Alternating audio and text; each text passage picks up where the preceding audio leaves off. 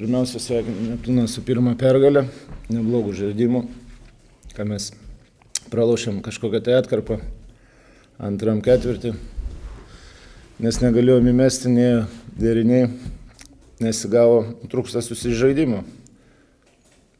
Ir buvau nepatenkintas šiandien gynybą 2 prieš 2 niekaip neįsprendėm. Ten vidutinių metimų iš gynėjų vėlavo išlysti iš už užtvarų. Aišku, ir gynyba 1 prieš 1, bet kadangi negalėjom ten naudoti savo centrais pagrindiniais pilnai, tai ketvirti numeriai negalėjo prieš centrus susiginti 1 prieš 1. Nevėžys vis tiek pakankamai vėlai pradėjo komplektacijos, visus reikalus, kaip vertinat komandos žaidimą pirmoms rungtynėms, sportinę formą? Sportinė forma, dabar sunku pasakyti, sportinė forma, nes mes pradėjom sportuoti 20, tai gaunasi jau sportuojam 40 dienų, bet sportuojam ne visi. Ten fizinį pasirašymą praėjo tik tai iš šitos komandos pusė komandos, nes rinkome žaidėjus.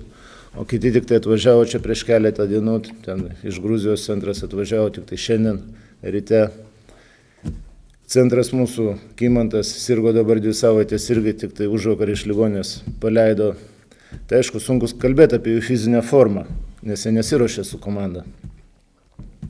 Bet turint omenyje visus šios faktorius, turbūt rezultatas nėra toks jau labai prastas, vis tik išvyka prieš Neptūną. Man prastas rezultatas, nes pralošėm.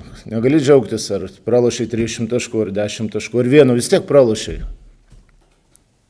Ketvirtas kėlinys, įtikinam nelaimėtus, džiugina vyrų parodytas charakteris ir kovos. Vyram aš visą laiką sakiau, aš šalininkas to, kad reikia aikštelė disciplinos laikytis ir jie stengiasi jos laikytis. Kartais nesigauna, aišku, ten kažkas, bet disciplina turi būti, turi žinot, kas ką daro aikšteliai, visi žmonės. Paprasčiausiai trūksta susižaidimo, kažkokia tai atkarpa. Sužaidžiam blogai arba keitimai sužaidžia blogai ir krentam į duobę. Būtent šiuose varžybose ir tas pats buvo, kai žaidėm draugiškas varžybas.